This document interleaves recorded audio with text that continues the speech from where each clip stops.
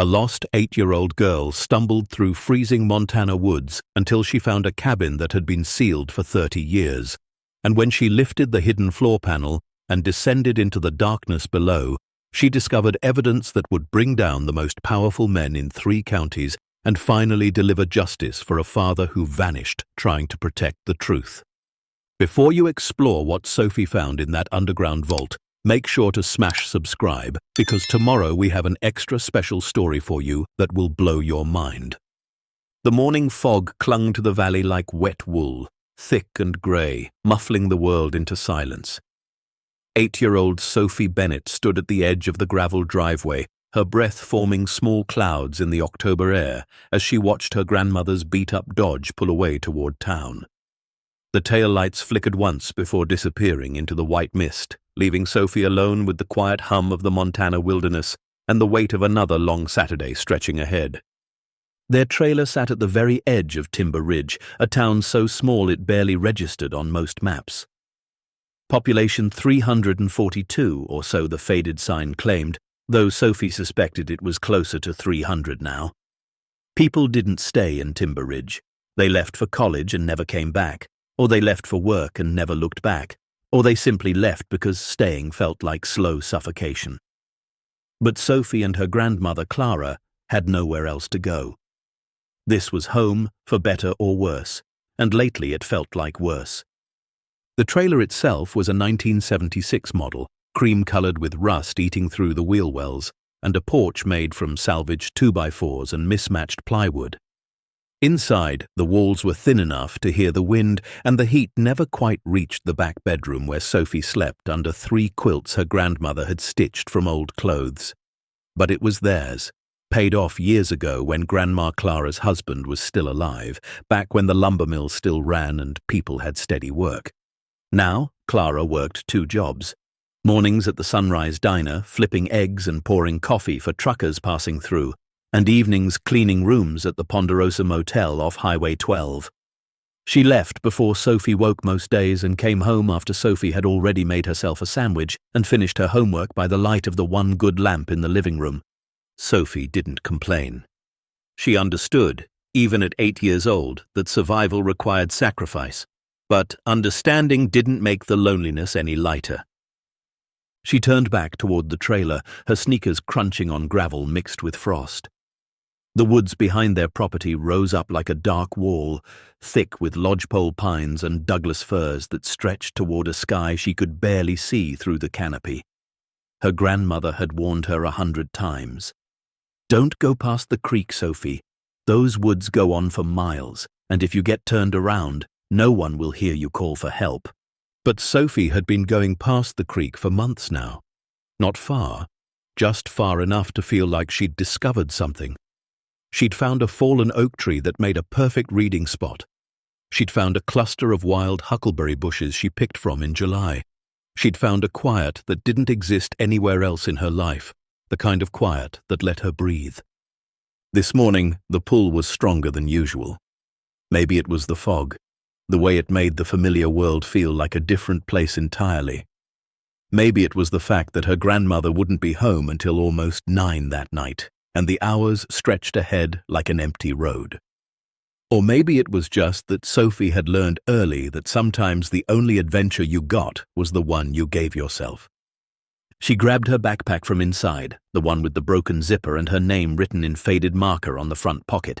Inside, she stuffed a flashlight, a half-empty water bottle, the peanut butter sandwich she'd made for lunch, and her library book about a girl who lived on a mountain and survived a winter alone. She zipped her coat up to her chin, pulled her knit hat down over her brown curls, and headed toward the tree line. The woods swallowed her whole within minutes.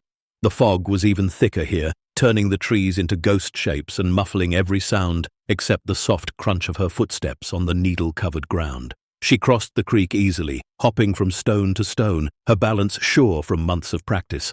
On the other side, the world felt different, older, wilder. Sophie had a rule.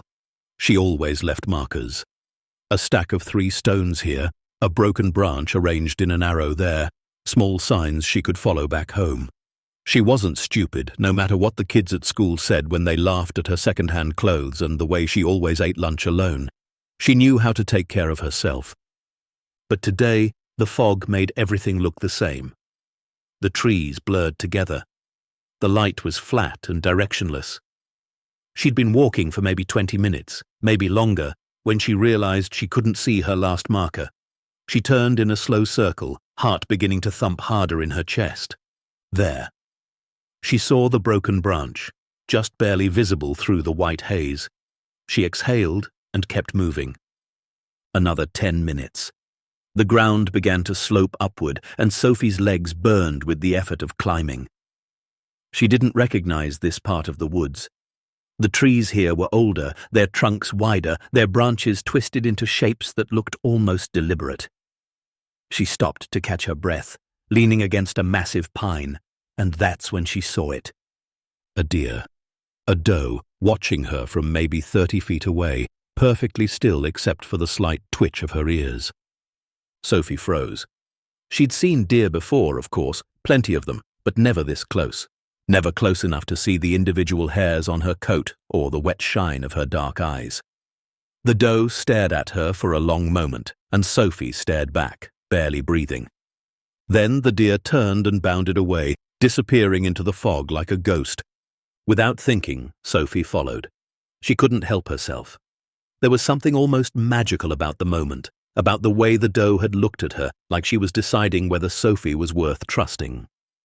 Sophie moved quickly, trying to keep the flicker of brown coat visible through the mist, her backpack bouncing against her shoulders.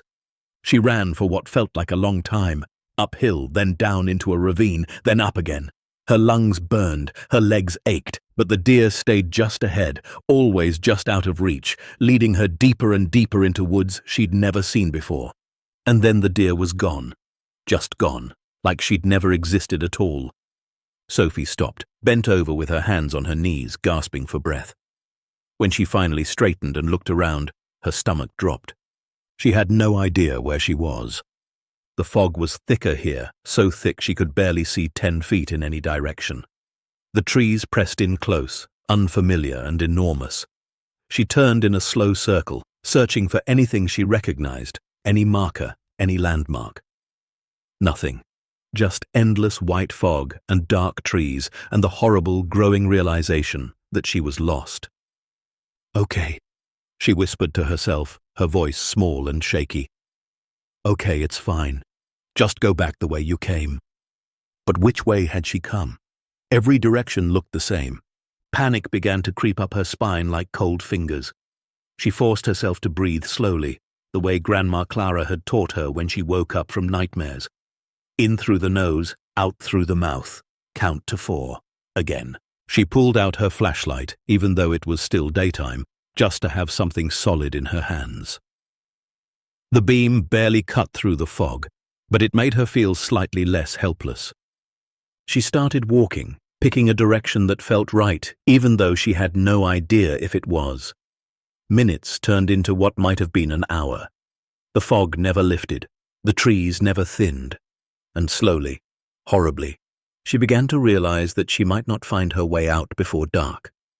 The temperature was already dropping. She could feel it through her coat, the way the cold seemed to seep into her bones. Her fingers were numb inside her gloves. Her cheeks burned from the wind that had started to pick up, carrying with it the promise of an October night in the Montana mountains. Sophie was crying now, she realized. Hot tears running down her cold face, her nose running, her chest tight with fear. She was 8 years old and alone and lost, and no one would even know to look for her until late tonight when Grandma Clara came home to an empty trailer. She kept walking because stopping felt like giving up, and Grandma Clara had always taught her that Bennetts didn't give up. Even when Sophie's mother had left them both behind to chase some man to California, even when money was so tight they ate rice and beans for a week straight, even when the power got shut off and they ate dinner by candlelight, Clara never gave up. So Sophie wouldn't either. The light was fading now, the already grey world turning darker. Sophie's flashlight beam became more important, a small circle of yellow light that felt like the only real thing in a world gone soft and strange. And that's when she saw it. At first she thought it was just another tree, a dark shape emerging from the fog. But as she got closer, her flashlight beam revealed straight lines, right angles, a structure, a cabin. Sophie stopped dead, her heart hammering so hard she could feel it in her throat. The cabin sat in a small clearing, surrounded by trees so thick they formed almost a wall around it. It was made of dark wood, logs stacked and chinked, with a steep roof and a small porch. Shutters covered the windows. Moss grew on the roof shingles. But the strangest thing, the thing that made Sophie's skin prickle with something between fear and wonder, was how intact it looked. This wasn't a ruin. This wasn't some old hunter's shack falling apart and reclaimed by the forest. This cabin looked maintained, preserved, like someone had walked out the door yesterday and might come back tomorrow. But there were no footprints in the dirt around it. No path leading to the door. No tire tracks or ATV trails or any sign that anyone had been here in a very long time. The forest had grown up around it, but not through it, like even the trees were keeping their distance. Sophie approached slowly, her flashlight shaking in her trembling hand. The porch steps didn't creak when she climbed them. The door was solid wood, heavy, with a simple metal latch instead of a lock. She shouldn't go in. She knew she shouldn't. Grandma Clara's voice echoed in her head. Don't go into strange places, Sophie. Don't trust what you don't understand. But night was falling fast, and the temperature was dropping, and Sophie was 8 years old and terrified and so cold. She needed shelter. She needed walls between her and the darkness pressing in from all sides. She reached out and tried the latch. It lifted easily, and the door swung inward with barely a whisper of sound. The inside of the cabin was dark, her flashlight beam cutting through shadow to reveal a single room. Sophie stepped inside carefully, half expecting someone to lunge out at her from the darkness. But the cabin was empty, completely empty, and completely clean. That was the second strange thing. There was no dust, no cobwebs in the corners, no mouse droppings or signs of animals taking shelter. The wooden floor was swept clean. A small table sat against one wall with 2 chairs tucked neatly beneath it. A narrow bed stood in the corner, its mattress bare but unstained. Shelves lined the walls, holding canned goods, jars of preserved food, boxes of matches, candles, a manual can opener. Sophie played her flashlight slowly around the room, her fear giving way to confusion. Who lived here? Why was everything so preserved, like a museum or a time capsule? On the wall above the table hung 3 photographs in simple frames. Sophie moved closer, studying them in her flashlight beam. The first showed a man, maybe 30 years old, in an old military uniform. He had kind eyes and a serious expression. The second photo showed the same man with a little girl, maybe 5 or 6, both of them grinning at the camera while sitting on the porch of this very cabin. The third showed the man alone again, older now, standing in front of the cabin with his arms crossed and a look on his face Sophie couldn't quite read. Determination, maybe, or fear. She turned away from the photos and continued her exploration. There was a small wood stove in the corner with a neat stack of firewood beside it, a water pump over a small sink, everything you'd need to survive, organized and ready. But no one was here. No one had been here, it seemed, for a very long time. Sophie's stomach growled, reminding her that she'd barely eaten today. She dug the peanut butter sandwich out of her backpack and ate it slowly, sitting at the small table, trying not to think about how wrong this all felt. How impossible. She was just finishing the last bite when her flashlight beam swept across the floor and caught something odd. A seam, a line in the wooden floorboards that didn't quite match the others. She moved closer, kneeling down and traced it with her finger. It was a square, maybe 3 feet by 3 feet, cut into the floor, and at one edge, almost invisible, was a small metal ring. Sophie's mouth went dry. She looked around the empty cabin as if someone might materialize to stop her, to explain. But she was alone with just her flashlight and her fear and her curiosity, which had always been stronger than it should be. She hooked her finger through the ring and pulled. The panel lifted easily, revealing darkness below and the top rungs of a ladder descending into what looked like a much larger space. Cold air rushed up from the opening, carrying with it a smell of earth and metal and something else. Something that reminded her of Grandma Clara's basement, where she kept the Christmas decorations and old photo albums. The smell of things preserved, things kept safe. Sophie sat back on her heels, her heart racing. Every instinct screamed at her to close the panel, to curl up on the bed upstairs, to wait for morning and try to find her way home. She was already in enough trouble. She didn't need to make it worse, but that smell, that cool, stale air. Something down there had been hidden, kept secret. And Sophie had spent her whole life being overlooked, being invisible, being the poor kid in second-hand clothes that no one really saw. For once, just once, she'd found something no one else knew about, something that might actually matter. She turned on her flashlight, tested the first rung of the ladder with her foot, and found it solid. Made her decision before she could talk herself out of it. Sophie Bennett, 8 years old and already too familiar with being alone, began to climb down into the dark. The ladder went down farther than she expected. 5 feet, then 10, then 15. Her arms shook from gripping the rungs. Her flashlight, clamped between her teeth now, cast wild shadows on the earthen walls surrounding her. The air grew colder with every step down, and damper, like she was descending into the belly of the mountain itself. Finally, her foot touched solid ground. Sophie pulled the flashlight from her mouth and swept it around, her breath catching in her throat at what the beam revealed. This wasn't just a cellar or a basement. This was a bunker, a shelter. The space stretched out before her, maybe 20 feet by 30 feet, with walls of concrete reinforced with metal beams. The ceiling was low, barely 6 feet high, crisscrossed with pipes and electrical conduit. But what made Sophie's heart hammer against her ribs was everything else. Shelves lined every wall, packed tight with supplies. Cases of canned food, dried goods in sealed containers, large water jugs, medical supplies in labeled boxes. A camping stove sat on a metal table alongside cooking equipment. In one corner stood a cot with military-style blankets folded at its foot. Against the far wall, a desk held stacks of papers, binders, and what looked like a ham radio setup, its dials and switches glowing faintly red even now, still powered by something.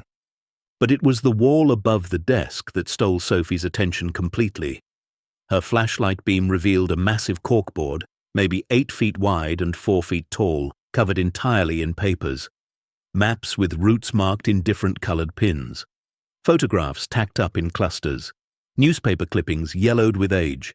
Documents covered in dense typing and handwritten notes. String connecting different pieces, creating a web of information Sophie couldn't begin to understand. She moved closer, drawn by fascination and fear in equal measure.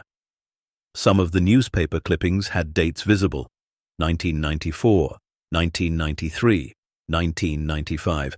Almost 30 years ago, one photograph caught her eye. It showed a beautiful valley filled with trees, mountains rising in the background. Someone had written across the bottom in bold red marker, "Before, Timber Creek Valley, clean." Next to it, another photo showed what might have been the same valley, but the trees were gone. The ground looked scarred, torn up. Strange pools of dark water reflected an ugly sheen in the sunlight. Across this one, the same red marker proclaimed, "After poison." Sophie's hands shook as she moved her flashlight across more photos, barrels stacked in a clearing, trucks with corporate logos she didn't recognize, men in suits standing in front of an official-looking building.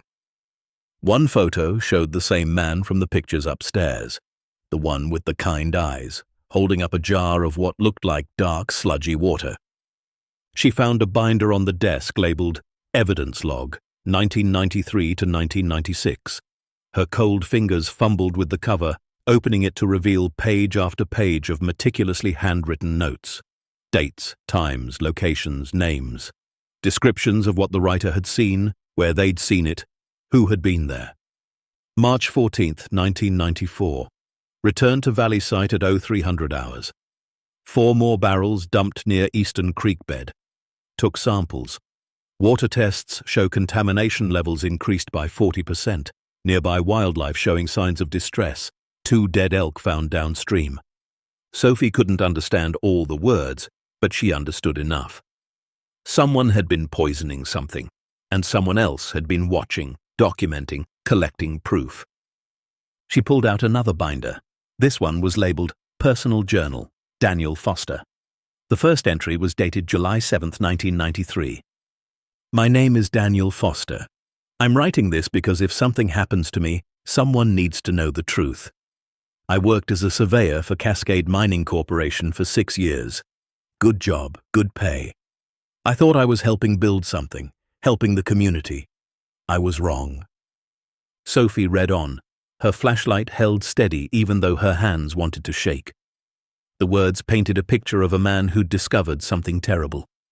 His company, along with several others, had been illegally dumping toxic waste in protected forest land, paying off local officials to look the other way, falsifying environmental reports, threatening anyone who asked questions. Daniel had started investigating on his own, taking samples, photographing evidence, copying documents, and slowly, terrifyingly, he'd realized how deep the corruption went. The mayor, the county commissioner, even the state environmental inspector, all of them on the payroll, all of them willing to let the land be poisoned if it meant money kept flowing. September 3rd, 1994.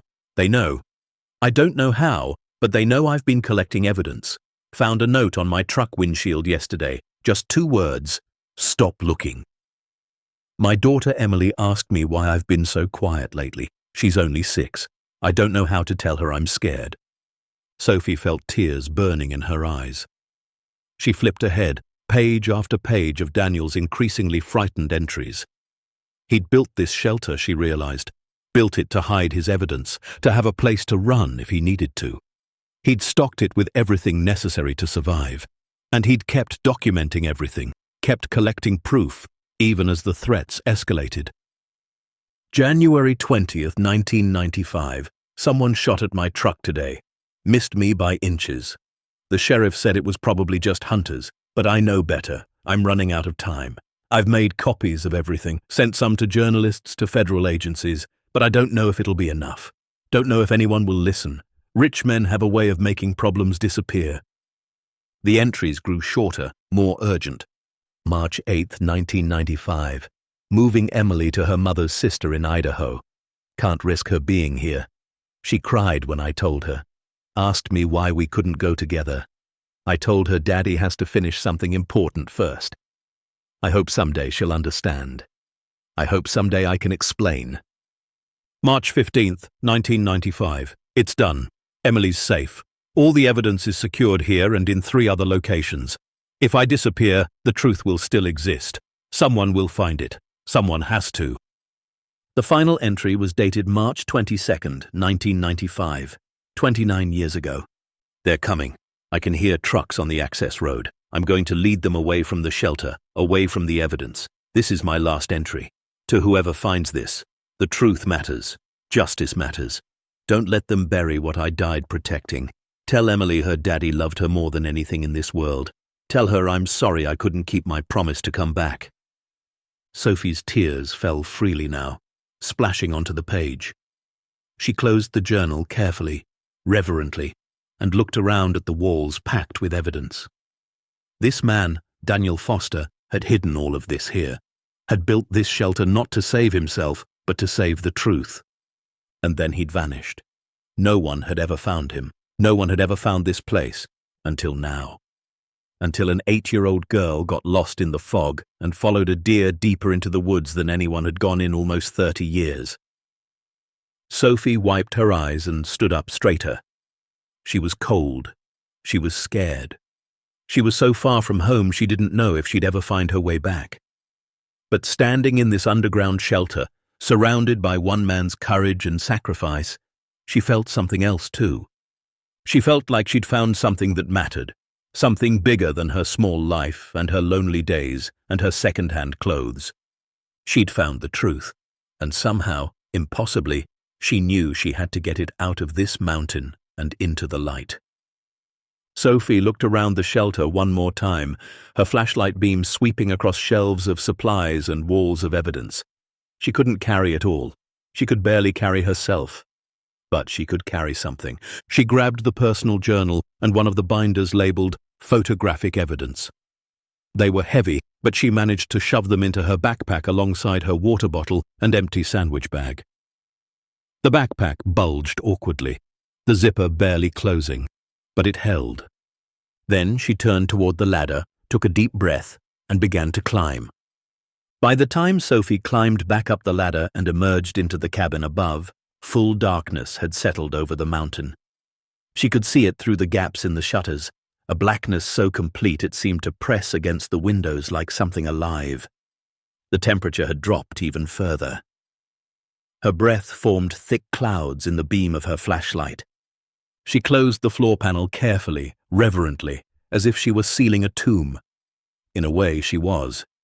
Daniel Foster had built his own memorial down there, a monument to truth that no one had ever seen. Until her. Sophie's whole body ached. Her legs trembled from climbing, from fear, from exhaustion. Her hands were scraped and dirty. Her stomach growled with a hunger that the peanut butter sandwich had barely touched.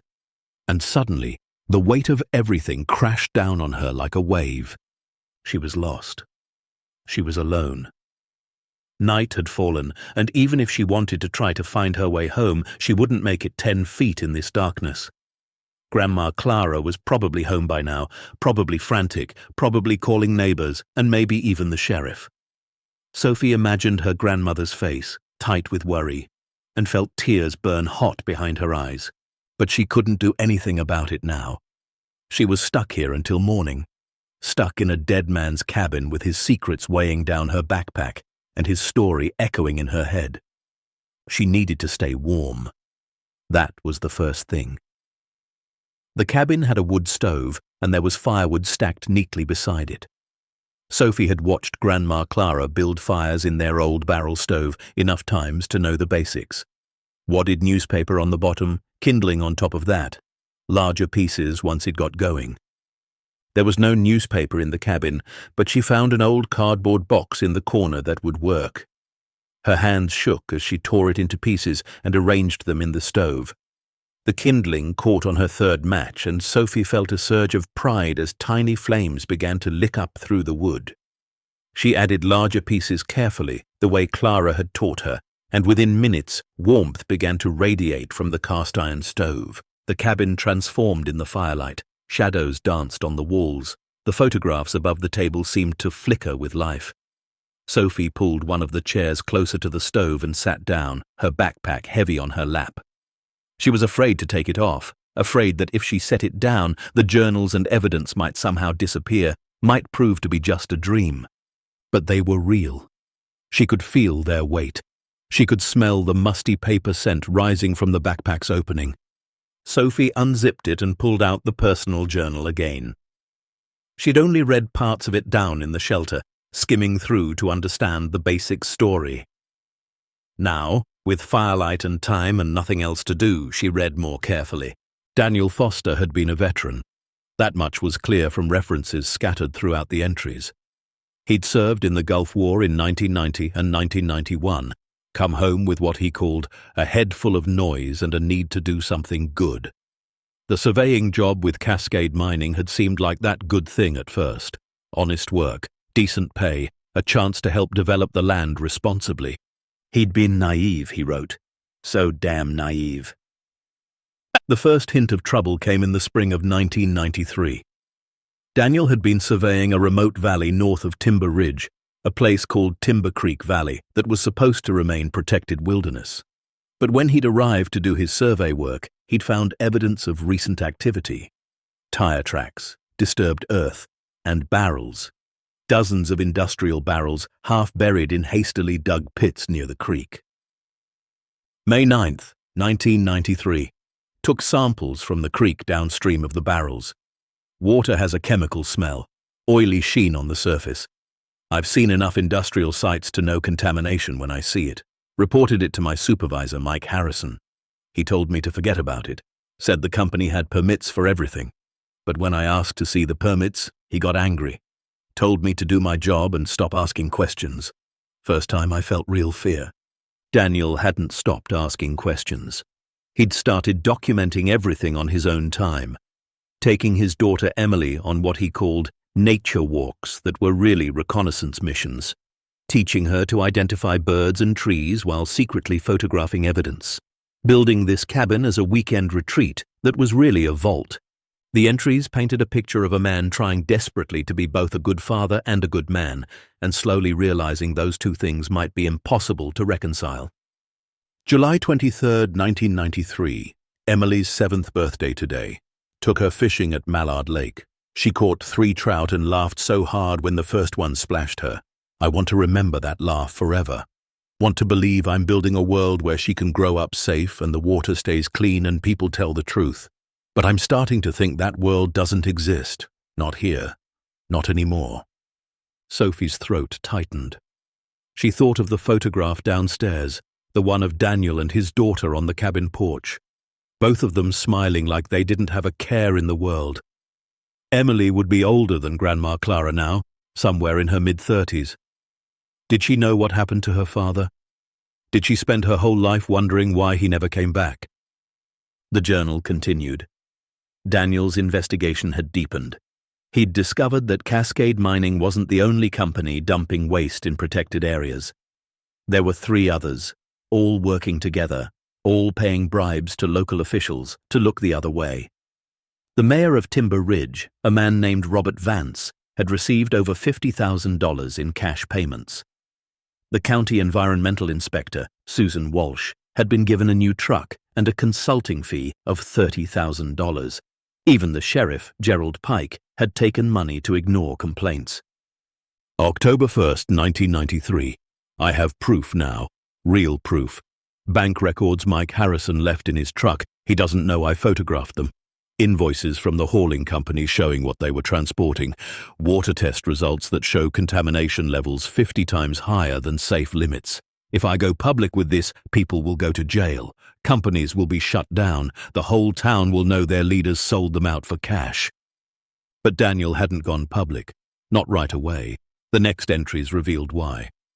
October 7th, 1993. Someone broke into my house while Emily and I were at school and her mother's work. Nothing stolen, but everything moved. Drawers opened, papers shuffled, a message. They know I have something and they're looking for it. I've moved all the real evidence to the cabin, built the underground shelter using scrap materials and worked mostly at night. Emily thinks I'm building a special hideout for us. I let her think that. Better she believes in hideouts than knows about monsters. Sophie shivered despite the warmth from the stove. She understood that feeling, that need to protect someone younger from the truth.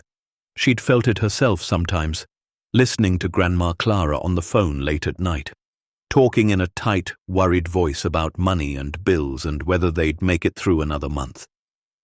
Sophie always pretended to be asleep, pretended she didn't know, because knowing would make Clara feel worse. The journal entries grew darker as 1994 began.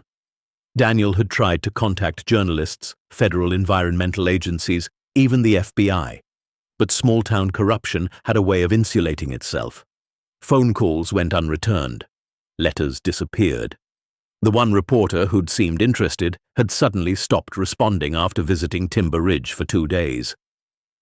March 3rd, 1994. Found out why the reporter went silent. Robert Vance's brother-in-law owns the newspaper. One phone call and the story died.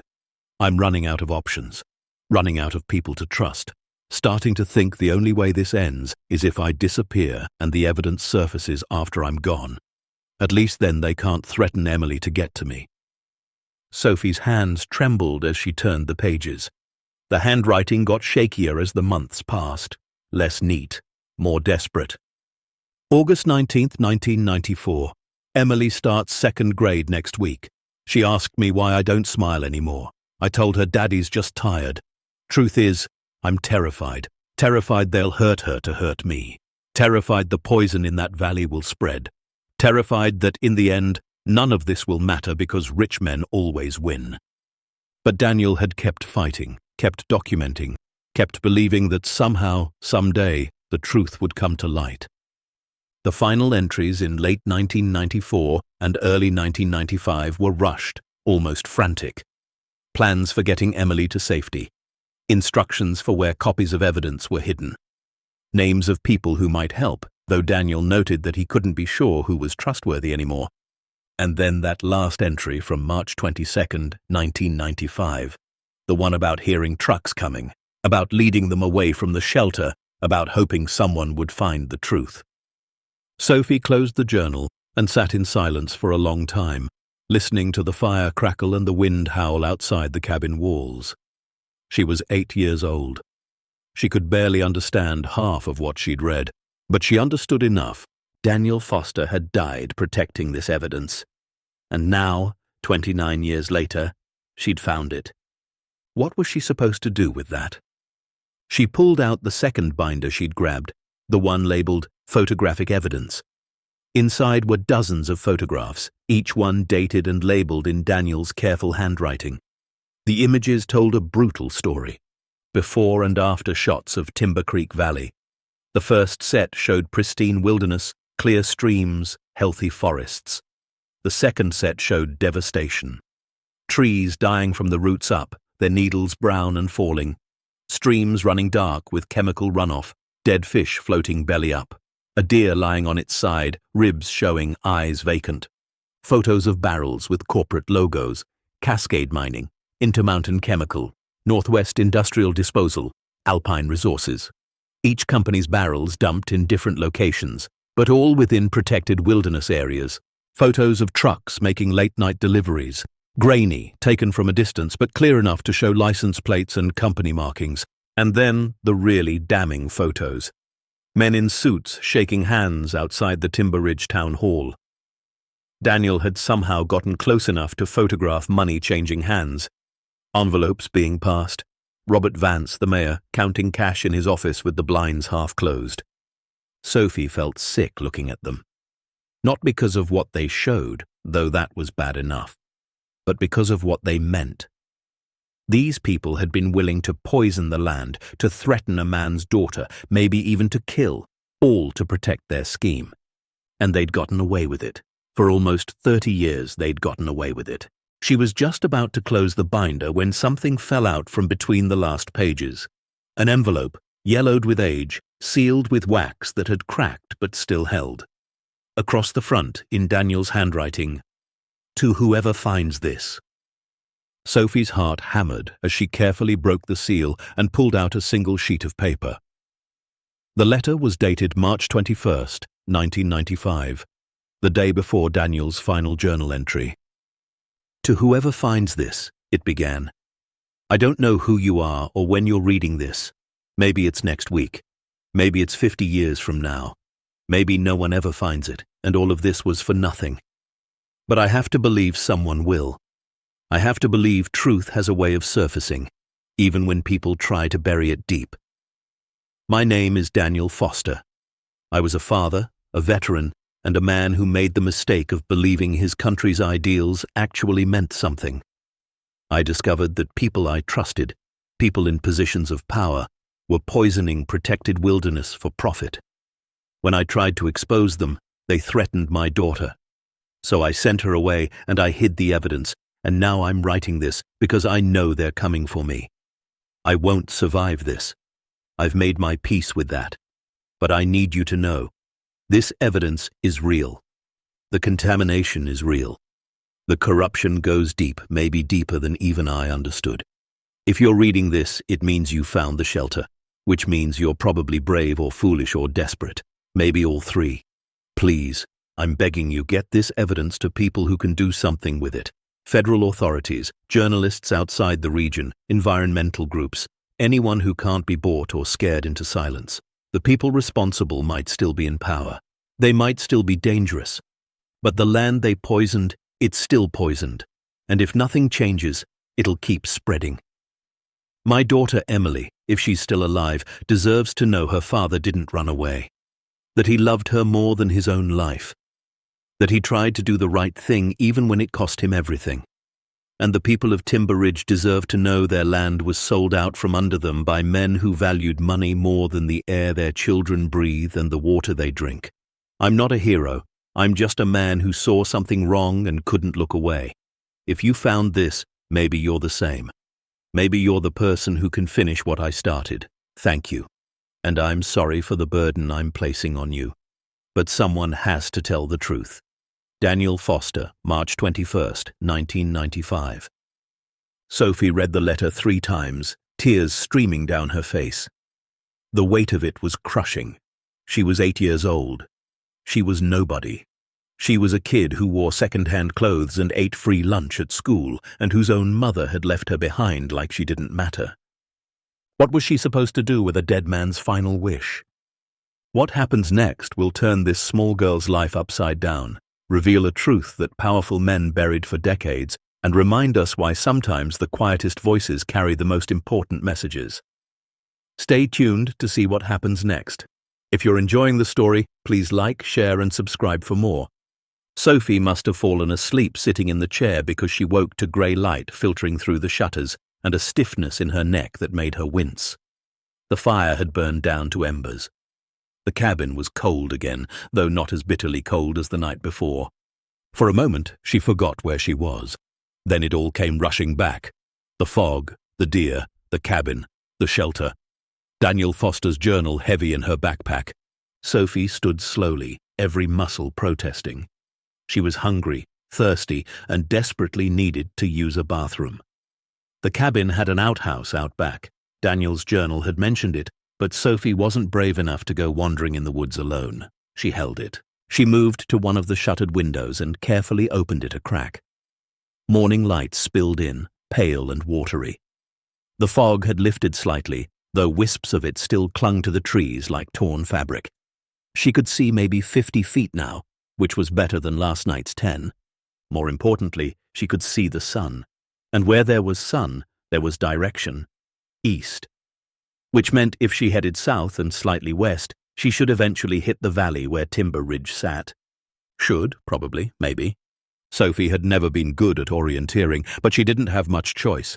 She checked her backpack. The journal and binder were still there, their weight reassuring and terrifying at the same time.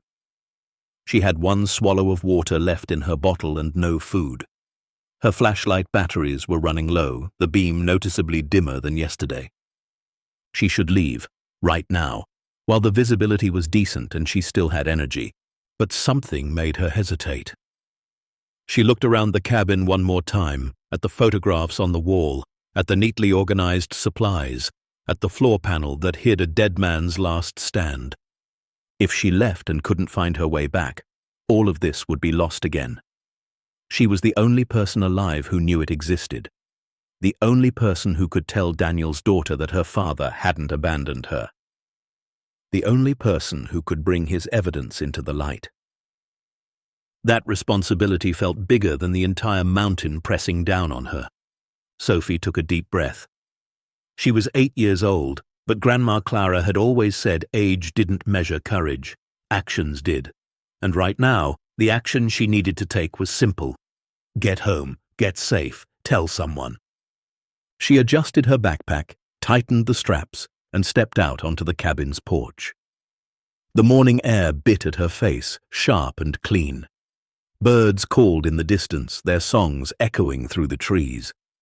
The world felt huge and indifferent, but also strangely beautiful. Sophie looked back at the cabin one more time, committing it to memory.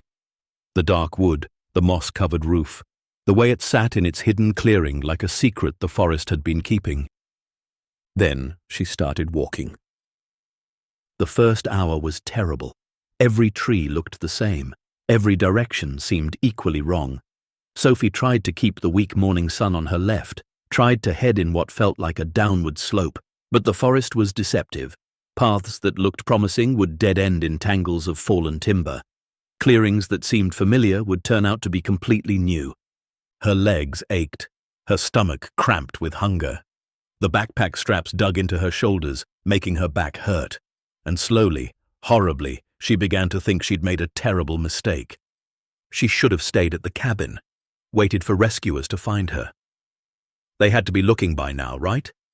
Grandma Clara would have called everyone, the sheriff, forest rangers, search parties.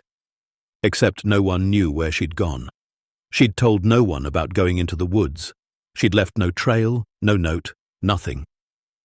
Sophie stopped walking and leaned against a tree, fighting back tears. She was so tired, so scared. The weight of the backpack felt like it might pull her down into the earth and she'd never get back up. But then she thought of Daniel Foster. He'd been scared too, terrified even, but he'd kept going, kept documenting, kept fighting even when the odds were impossible. If he could do that, couldn't she at least try to walk home? Sophie wiped her eyes and pushed off from the tree. One foot in front of the other. That's all she had to do. Just keep moving. The second hour was somehow worse. She was stumbling now, catching her feet on roots and rocks. Her vision swam. Was it the hunger or the exhaustion or something else? She couldn't tell anymore, and then, like a miracle, she heard it. Water, running water. Sophie changed direction, following the sound. It grew louder, and suddenly she broke through a line of trees, and there it was. A creek, shallow and quick-moving, burbling over smooth stones. Not just any creek, her creek. The one behind her trailer. She was sure of it. She recognized the bend, the fallen log that stretched across like a bridge. A sob of relief burst from her throat. She'd made it. She'd actually made it. Sophie dropped to her knees beside the creek and drank, not caring that the water was freezing or that she probably shouldn't gulp it so fast. It tasted like the best thing she'd ever had in her life. Then she stood, oriented herself, and started following the creek downstream. 10 minutes later, she saw the clearing. 5 minutes after that, she saw the trailer. Home. She was home. Sophie stumbled into the clearing just as Grandma Clara came running out the front door. Her grandmother's face was streaked with tears, her grey hair wild, still wearing yesterday's waitressing uniform. "Sophie!" Clara's voice cracked as she ran forward and swept Sophie up into her arms, squeezing so tight Sophie couldn't breathe. "Oh my God! Oh my baby, where were you? I've been out of my mind. The sheriff's got people searching. I thought—" She couldn't finish, just held Sophie and cried. Sophie clung to her grandmother, breathing in her familiar scent of coffee and dish soap and home. Safe. She was safe. "I'm sorry," Sophie whispered. "Grandma, I'm so sorry. I went into the woods and I got lost and—" "It doesn't matter." Clara pulled back, gripping Sophie's shoulders, her eyes fierce. "You're here. You're alive. That's all that matters." But Sophie shook her head. No, there's more. I found something. Something important." Clara's expression shifted from relief to confusion. "What are you talking about?" Sophie slipped the backpack off her shoulders, wincing at the pain in her muscles. She unzipped it and pulled out the journal, held it up with trembling hands. "I found a cabin, and underneath it there was a shelter, and inside the shelter there was all this evidence about people poisoning the land, about corruption, about a man who died trying to expose it." Clara stared at the journal, then at Sophie, then back at the journal. Her face had gone pale. "What cabin?" she whispered. "Where?" "Deep in the woods, past the creek, way up in the mountains. It was hidden. No one's been there in years, decades, maybe." Sophie opened the journal to show her grandmother, but Clara's hand shot out and grabbed her wrist. "Don't," she said sharply, then softer. "Not here. Come inside." They went into the trailer, and Clara locked the door behind them, which was strange because they never locked the door during the day. She closed all the curtains, which was even stranger. Then she sat Sophie down at the kitchen table and said, in a voice Sophie had never heard her use before, "Tell me everything, and don't leave anything out." So Sophie did. She told her about following the deer, about getting lost in the fog, about finding the cabin and the underground shelter, about Daniel Foster's journal and his evidence and his final letter, about the photographs of barrels and money changing hands and men in suits who'd sold out their town for cash. Clara's face grew paler with every word. When Sophie finished, her grandmother sat in silence for a long moment, her hands clasped so tight the knuckles were white. "I remember," she finally said, her voice barely above a whisper. "I remember when Daniel Foster disappeared. It was 1995, spring. Everyone said he'd run off, abandoned his daughter. People talked about it for months. Some said he'd had gambling debts.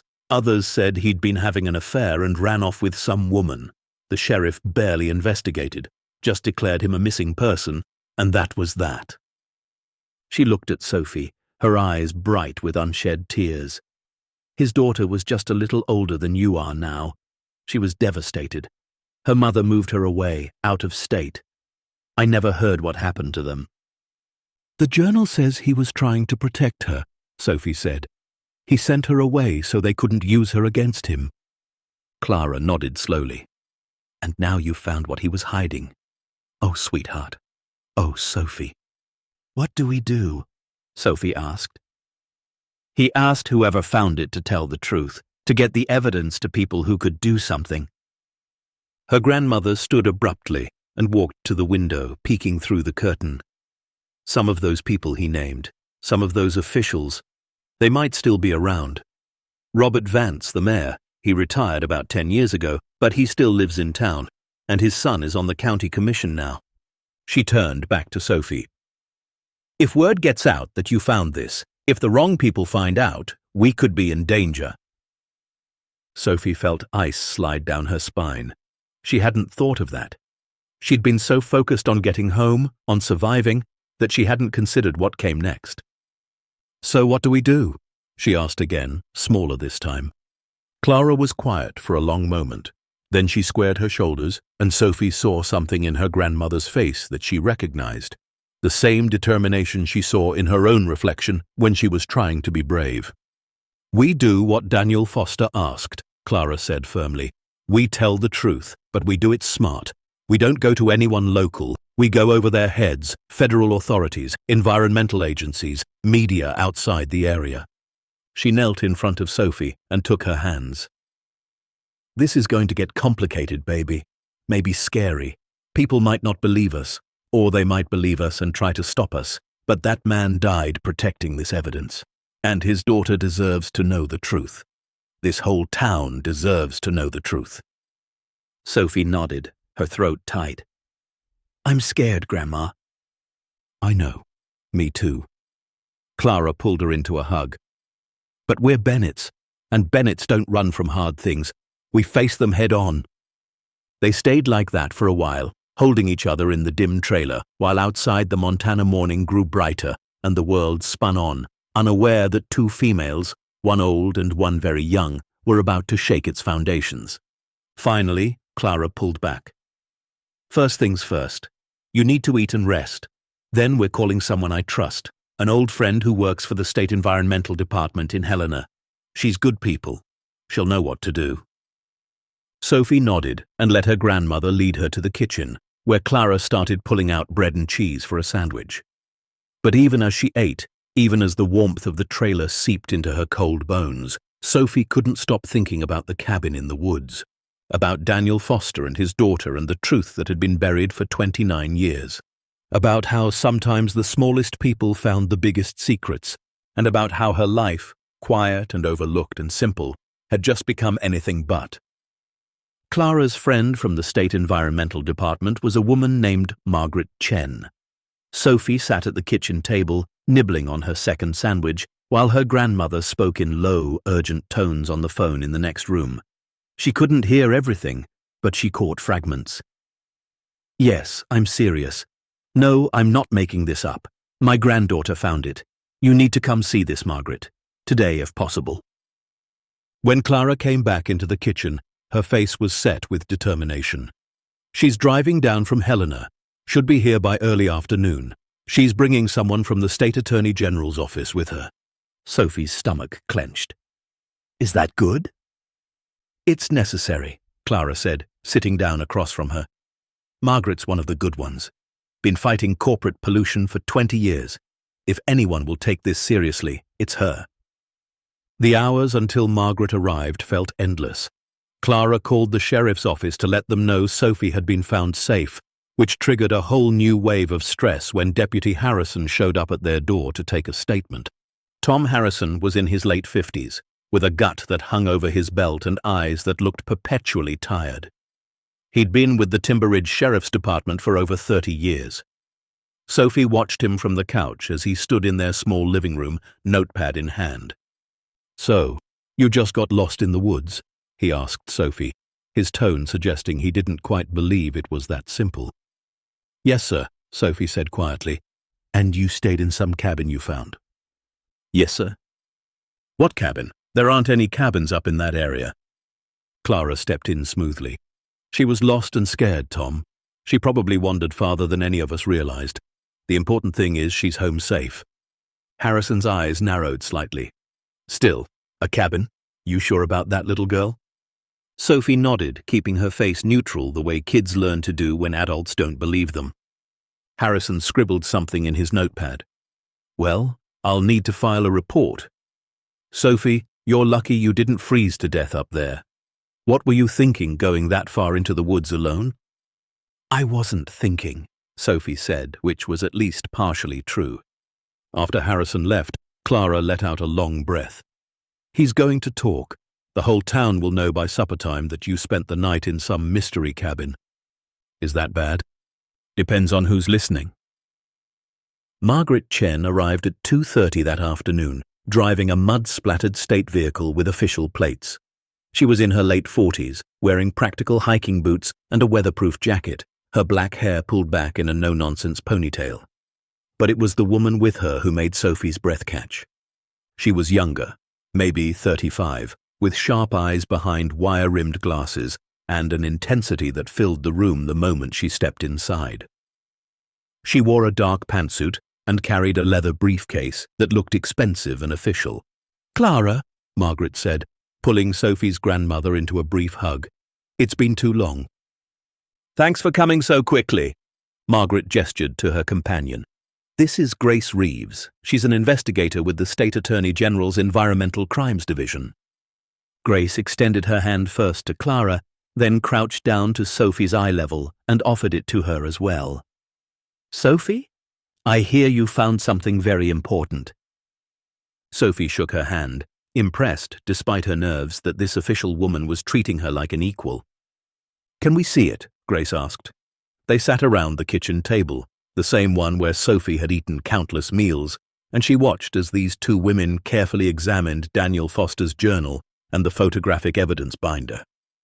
The trailer was silent except for the soft sound of pages turning and the occasional sharp intake of breath. Grace read for nearly an hour, taking notes on a legal pad, occasionally asking Sophie questions. "You said there was more? An entire shelter full of evidence?" Sophie nodded. Boxes and boxes, files and binders and photographs on the walls. He documented everything. Margaret looked up from the journal, her eyes bright with something between anger and vindication. "I know this case, or I know pieces of it. When I first started with the department in 1998, there were rumors. Stories about illegal dumping in the Timber Creek Valley area. But every time someone tried to investigate, they hit walls, missing records, uncooperative local officials. Tests that came back clean, even though locals reported sick livestock and contaminated wells. They covered it up, Grace said. It wasn't a question. "Thoroughly," Margaret agreed. She turned to Sophie. "Can you take us there, to this cabin?" Sophie's first instinct was to say no. The thought of going back into those woods, of reliving the fear and the cold and the terrible weight of what she'd discovered, made her stomach turn. But then she looked at the journal on the table, at Daniel Foster's careful handwriting, at his final letter asking whoever found his evidence to bring it to light. "Yes," she said, "I can take you." Clara insisted on coming along, and Grace didn't argue. They set out just after 3 in the afternoon, while there was still plenty of daylight left. Sophie led the way, moving slowly, trying to remember the path she'd stumbled along in the fog. It was different in full daylight. The woods looked less menacing, more familiar. But Sophie's heart still hammered as they crossed the creek and headed up into the higher elevations. Several times she second-guessed herself, worried she'd taken a wrong turn, but then she'd see something she recognized. A fallen log, an oddly shaped boulder, the ravine where she'd chased the deer. After nearly 2 hours of hiking, with the sun starting to dip toward the horizon, Sophie stopped at the edge of a thick stand of pines. "It's through here," she said. They pushed through the trees and emerged into the clearing. The cabin sat exactly as Sophie had left it, dark and solid and impossible. "My God," Margaret breathed. "It's really here." Grace was already moving forward, pulling out a camera to document everything. She photographed the exterior from multiple angles, narrating notes into a small recorder. Structure appears to be approximately 40 years old, well maintained, no visible access roads or trails. Location is at least 2 miles from nearest known private property. Sophie led them inside. The fire in the stove had long since gone cold, but everything else remained untouched. Grace and Margaret moved through the space methodically, photographing everything. The photographs on the wall, the supplies on the shelves, the floor panel. "Show me," Grace said quietly. Sophie knelt and lifted the panel, revealing the ladder descending into darkness. Grace shone a powerful flashlight down, illuminating far more than Sophie's small light had managed. "This is extensive," Grace said. "This is a full tactical bunker." She looked at Margaret. He was serious. He knew he was in danger, and he prepared. They descended one at a time, Grace first, then Margaret, then Clara, with Sophie bringing up the rear. In the cold underground space, their breath formed clouds. Grace's flashlight swept across the walls of evidence, and even in the dim light, Sophie could see her face transform. This wasn't just interesting. This was explosive. Grace spent the next hour documenting everything, photographing the evidence wall, carefully cataloguing the binders and files, taking samples of the water testing containers Daniel had stored, making notes about the radio equipment, the survival supplies, the desperate organization of a man who knew time was running out. Margaret found another journal, one Sophie had missed in her initial exploration. This one was less personal, more technical. Water test results with dates and locations, soil samples, wildlife mortality reports, scientific evidence that the contamination was real and spreading. "This is admissible," Grace said, her voice tight with controlled excitement. "This is documented, dated, scientifically valid evidence. And combined with the financial records and photographs, this could actually support criminal charges." "After 29 years?" Clara asked. "Environmental crimes don't have the same statute of limitations as other offenses," Grace explained, "especially when there's ongoing contamination and evidence of conspiracy. If the dumping caused long-term damage, if people got sick or died, if the cover-up continued, then yes, charges are absolutely possible." She turned to Sophie. "You found something that could change everything. You know that, right?" Sophie nodded, though she didn't fully understand. Not yet. They couldn't carry everything out that night. There was simply too much.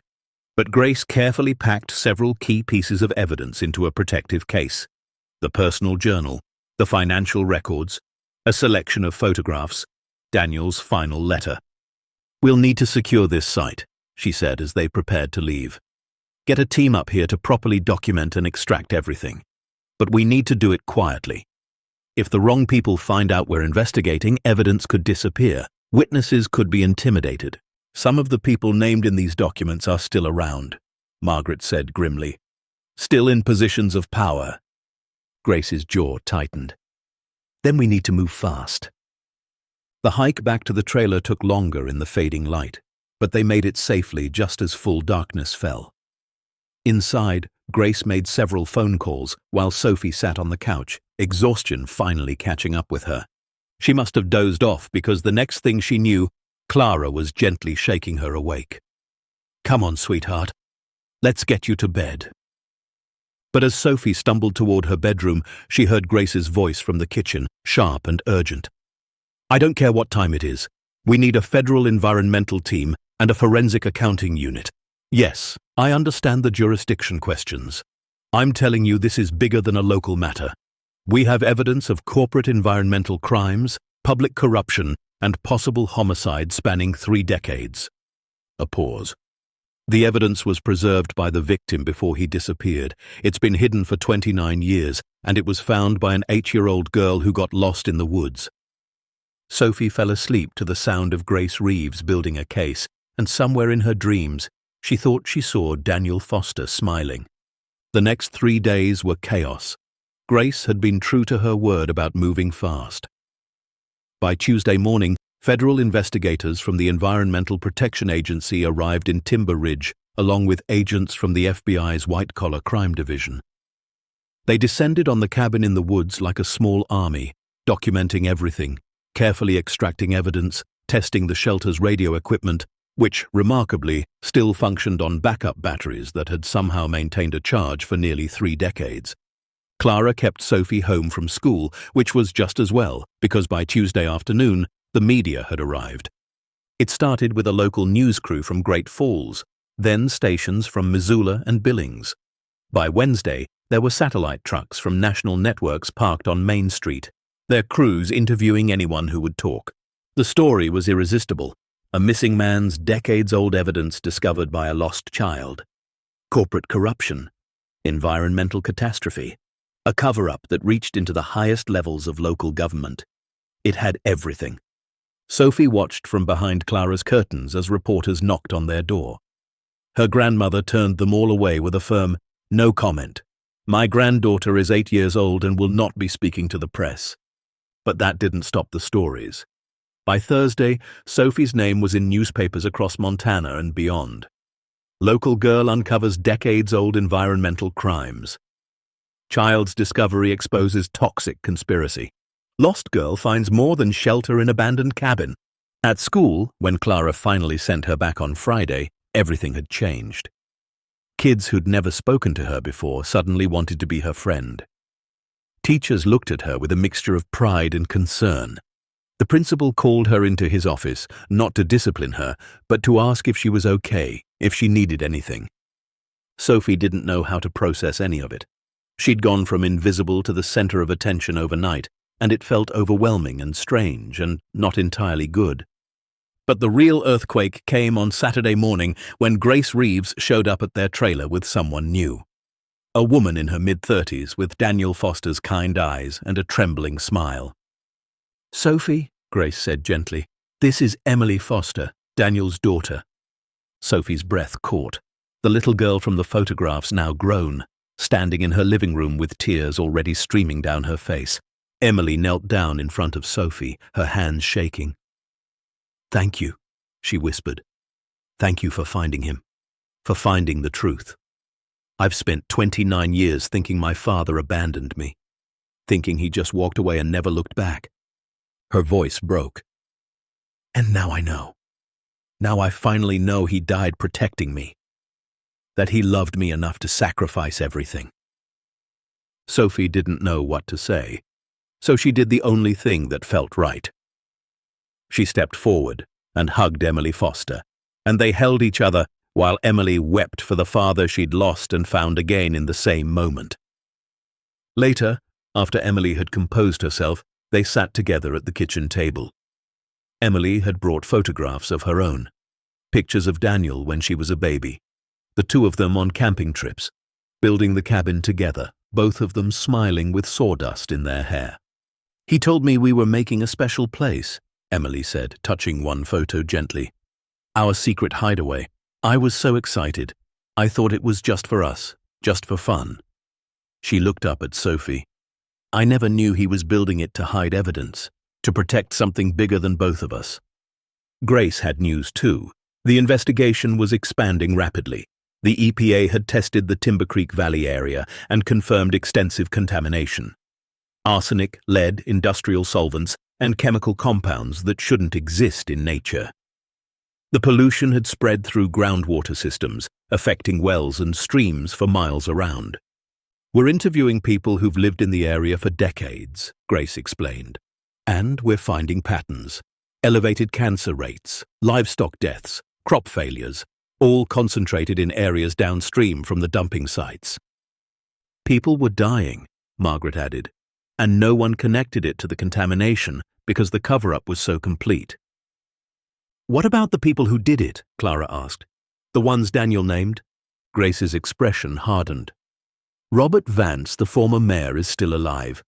83 years old, living in a very nice house his mayoral salary never should have afforded. His son, Michael Vance, is the current county commissioner. Both of them are currently being investigated." She flipped open her notepad. Susan Walsh, the environmental inspector who took bribes, died in 2008.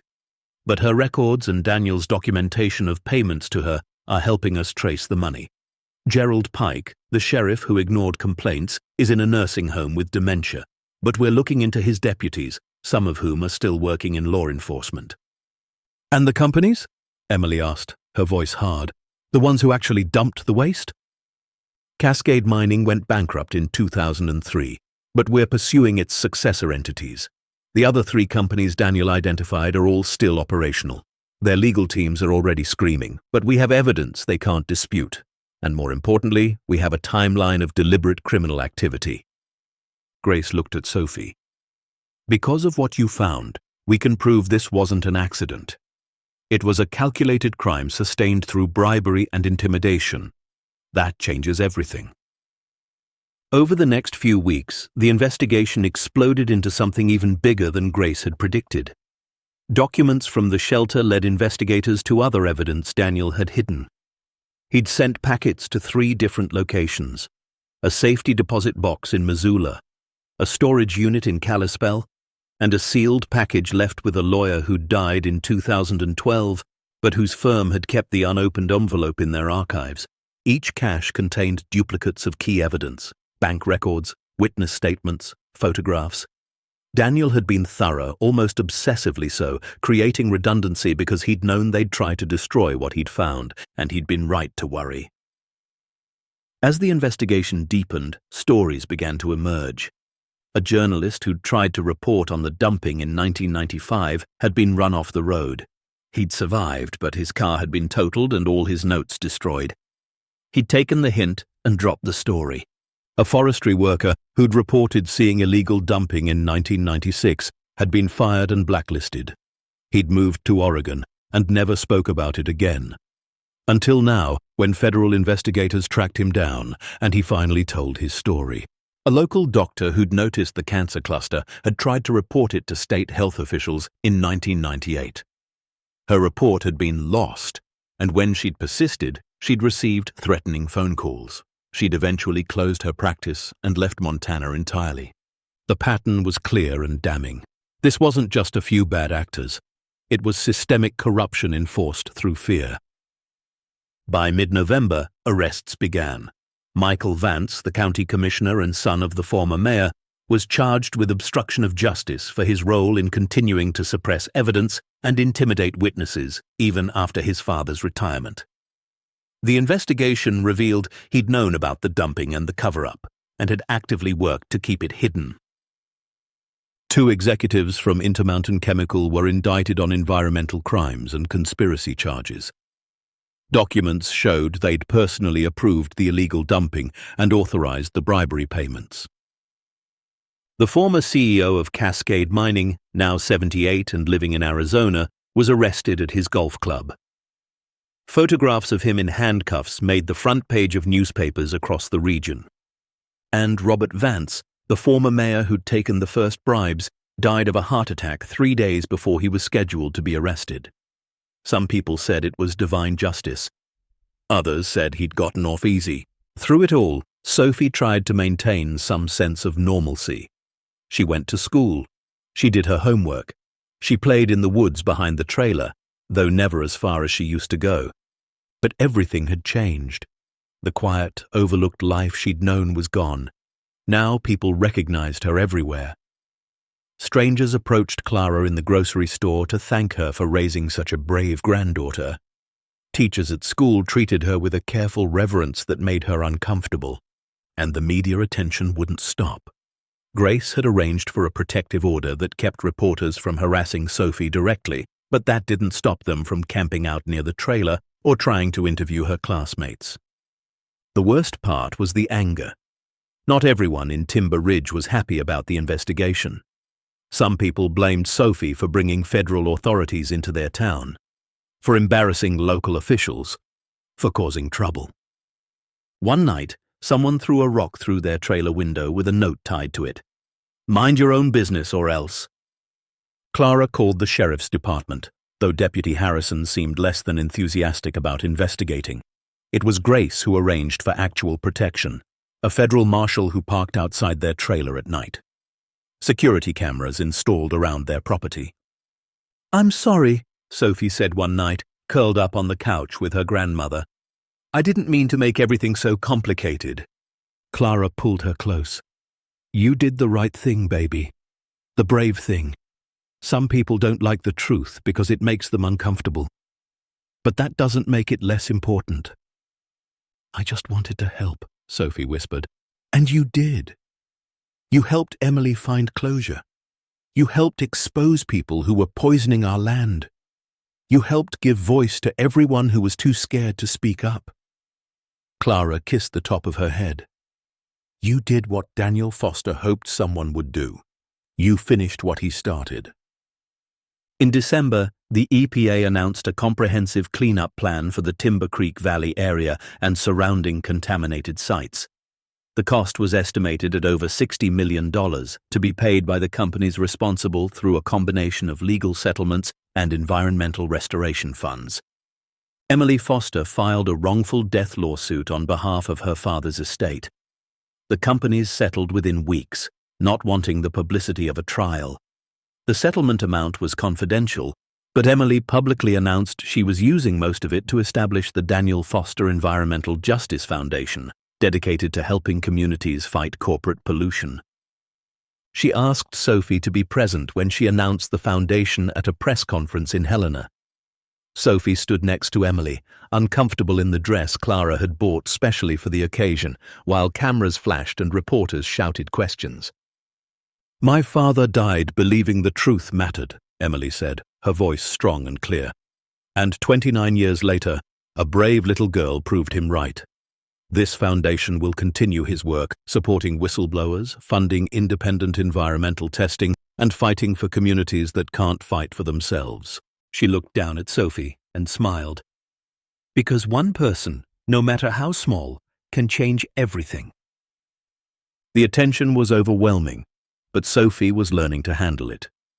Grace had connected her family with a therapist who specialized in helping children cope with trauma and sudden life changes. The sessions helped Sophie process everything that had happened, to understand that her feelings of being overwhelmed and scared and sometimes angry were all normal. And slowly, gradually, Sophie began to see her discovery not as a burden, but as a gift. She'd been lost and alone in the woods, but she'd found something that mattered. She'd found a voice for a man who couldn't speak. She'd found justice for people who'd been silenced. She'd found the truth. On Christmas Eve, Emily Foster drove down from Helena with presents for Sophie and Clara. But the real gift was something else entirely. "I've been going through my father's belongings," Emily said, pulling an envelope from her bag. "Things my aunt kept all these years. And I found this. It's addressed to me, written just before he disappeared." She opened it carefully and began to read. Daniel's letter to his daughter was full of love and apology and hope. He explained why he had to send her away. Why he couldn't run with her. Why the fight he was fighting mattered more than his own safety. And at the end he wrote, "Someday, Emily, someone will find what I've hidden. Someone brave and good will bring the truth to light. And when that happens, I want you to thank them for me. Thank them for believing justice matters. Thank them for having the courage I wish more people had. Thank them for proving that truth doesn't stay buried forever." Emily's voice broke as she finished reading. She looked at Sophie with tears in her eyes. He knew. Somehow he knew someone would find it, would finish what he started. Sophie felt her own tears falling. "I wish I could have met him." "Me too," Emily said. "But in a way you did. You found his words, his evidence, his heart, and you honored it." She pulled Sophie into a hug. "Thank you, from both of us." That night, as snow fell softly on the Montana mountains and Christmas lights twinkled in windows across Timber Ridge, Sophie sat by the window in her small bedroom and thought about everything that had happened. She'd gotten lost in the woods. She'd been terrified and alone. She'd stumbled into a cabin she never should have found and discovered secrets that changed everything. And somehow, impossibly, she'd survived it all. Not just survived. She'd made a difference. Sophie pulled out the letter Daniel had written to whoever found his evidence. Grace had given her a copy to keep. She read it again, slowly, the words feeling more personal now than they had that first night in the cabin. Truth has a way of surfacing, even when people try to bury it deep. He'd been right. The truth had surfaced, and Sophie, small and overlooked and 8 years old, had been the one to bring it into the light. Outside her window, the snow continued to fall, blanketing the mountains where Daniel Foster had made his last stand, where he'd hidden his evidence and his hope, where a lost little girl had found both and changed the world. The new year brought winter storms that buried Timber Ridge under feet of snow. School was cancelled for 3 days straight in early January, and Sophie spent the time helping Clara shovel the driveway and watching the investigation unfold on the news. The trials began in late February. Federal prosecutors had decided to make an example of the case, pursuing maximum charges against everyone involved. The courtroom in Helena became ground zero for one of the biggest environmental crime cases in Montana history. Sophie didn't attend most of the proceedings. Grace thought it would be too much, too overwhelming for someone her age. But she watched the news coverage with Clara every evening, seeing the men in expensive suits who'd sold out their community for money being led into court in handcuffs. The evidence Daniel Foster had preserved was devastating in its clarity. Bank records showed exact amounts of bribes paid to specific officials on specific dates. Photographs documented illegal dumping at times and locations that matched perfectly with environmental test results. Witness statements corroborated everything. The defense attorneys tried to argue that the evidence was too old, that it had been improperly stored, that there was no chain of custody. But federal prosecutors countered that Daniel Foster had created a meticulous system specifically to preserve the evidence's integrity. He'd dated everything, cross-referenced everything, created redundant copies in multiple secure locations. He'd built a case that could survive his death. And it had. By March, the first convictions came through. Thomas Garrett, former vice president of Intermountain Chemical, was found guilty on 17 counts of environmental crimes, conspiracy, and bribery. The jury deliberated for less than 4 hours. He was sentenced to 12 years in federal prison and ordered to pay $7 million in restitution. 2 executives from Alpine Resources pleaded guilty to avoid trial. They received 8 and 10 years respectively. Michael Vance, the county commissioner who'd continued his father's cover-up, fought the charges all the way to trial. The prosecution called dozens of witnesses, environmental scientists, former employees who'd been intimidated into silence, families whose loved ones had died from cancers linked to the contamination. And they called Emily Foster. Sophie watched from home as Emily took the stand, composed and strong in a dark blue suit. She testified about her father's disappearance, about growing up believing he'd abandoned her, about the decades of pain and unanswered questions. "I was 6 years old when he sent me away," Emily said, her voice clear despite the tears streaming down her face. "I didn't understand why. I thought I'd done something wrong. And when he didn't come back, when they said he'd just run off, I believed I wasn't enough to make him stay." She looked directly at Michael Vance. "Your father and the people he worked with, they didn't just steal from this community. They didn't just poison the land. They stole my childhood. They stole my father. They made me grow up thinking I was unwanted when the truth was, my father loved me so much, he died trying to protect people like me from people like you." The courtroom was silent. Even the judge wiped his eyes. Michael Vance was convicted on all counts. He received 15 years in federal prison. But the legal victories, as satisfying as they were, couldn't undo the damage. The EPA's comprehensive study of the Timber Creek Valley area revealed contamination far worse than even Daniel had documented.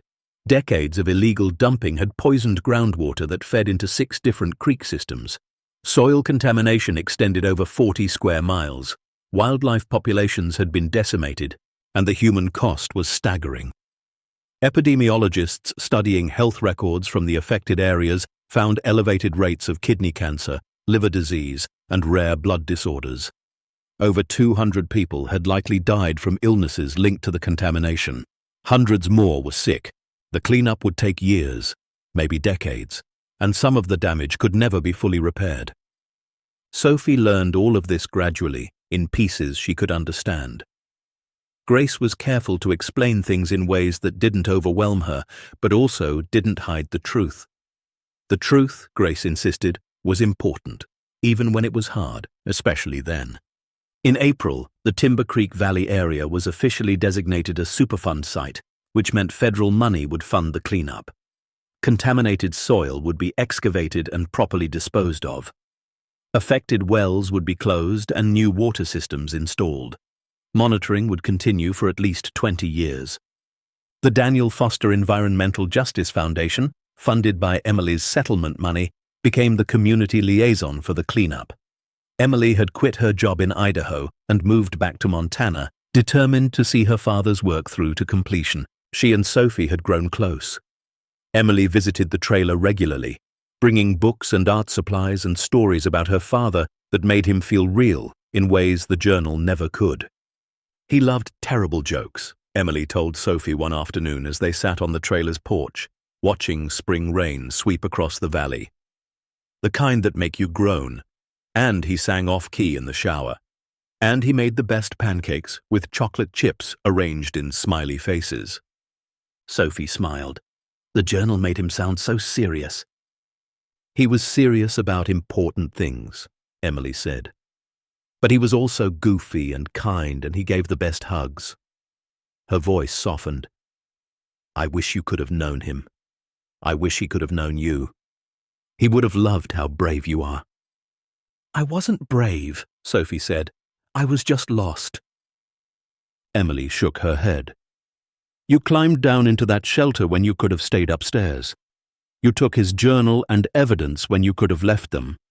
You told the truth when you could have stayed quiet. That's brave, Sophie. That's the kind of courage that changes the world. By May, something unexpected started happening. People began coming forward with their own stories, not about the dumping or the cover-up, but about Daniel himself. An elderly woman named Ruth Connolly showed up at Emily's temporary office in Timber Ridge with a box of letters. Your father and I were pen pals, she explained. After my husband died in 1993, I was so lonely. Daniel saw me crying at the post office one day and just sat with me. Didn't say much, just sat. And then he started writing me letters, little notes of encouragement, terrible jokes. She smiled through tears. He was kind, so genuinely kind. A veteran named Marcus Webb drove all the way from Spokane to tell Emily that Daniel had helped him get treatment for PTSD. I was in bad shape in '94, drinking too much, couldn't hold a job. Your dad heard about it somehow and showed up at my place. Didn't judge, didn't lecture, just helped me find a VA counselor and checked on me every week until I got stable. A teacher from the elementary school brought a photo of Daniel volunteering at a school cleanup day in 1995, just weeks before he disappeared. He was always helping, always showing up. When the school needed new playground equipment and we couldn't afford it, he organized a fundraiser, built half the stuff himself. The stories kept coming, each one painting a picture of a man who'd cared deeply about his community, who'd tried to help in small, quiet ways. A man who'd seen corruption poisoning the place he loved and couldn't stay silent. Emily compiled all the stories into a memorial book. She asked Sophie to write the introduction. Sophie sat at the kitchen table for hours, pencil in hand, trying to find words big enough for what she felt. Finally, she wrote simply, I never met Daniel Foster, but I know he was brave, not because he wasn't scared, but because he was scared and did the right thing anyway. He taught me that truth matters, even when it's hard, especially when it's hard. And he taught me that one person really can make a difference. Thank you, Daniel, for not giving up, for believing someone would find what you hid, for trusting that truth doesn't stay buried forever. The memorial book was published in June, with all proceeds going to the Environmental Justice Foundation. It became a local bestseller, copies circulating through Timber Ridge and beyond. And slowly, gradually, the community began to heal. Not everyone was ready to forgive or forget. Some people still blamed Sophie for bringing federal attention to town, still muttered that she should have left the past alone. But more people, far more, began to see the truth for what it was, necessary. The town council issued a formal apology for the corruption of previous administrations. They renamed the town park Daniel Foster Memorial Park. They installed a plaque at the courthouse honoring whistleblowers and promising transparent government. They were small gestures, but they mattered. In September, as Sophie started 4th grade, the school invited her to give a presentation for Montana History Day. The theme was Courage in Action, and the principal thought Sophie's story fit perfectly. Sophie was terrified. She'd never spoken in front of a large group before. The thought of standing on stage in the school gymnasium with everyone watching made her stomach hurt. But Clara encouraged her. "You have something important to say, sweetheart, and people need to hear it." Emily helped her prepare. They practiced together, Emily playing the role of audience while Sophie worked through her nervousness. They made a simple slideshow with photographs from the cabin, images of the cleanup efforts, and pictures of Daniel. The day of the presentation, Sophie stood backstage in her best dress, the same one she'd worn for Emily's press conference, and felt like she might throw up. Clara squeezed her hand. "You don't have to do this if you don't want to." Sophie thought about that, about how easy it would be to walk away, to let someone else tell the story, to stay small and quiet and safe.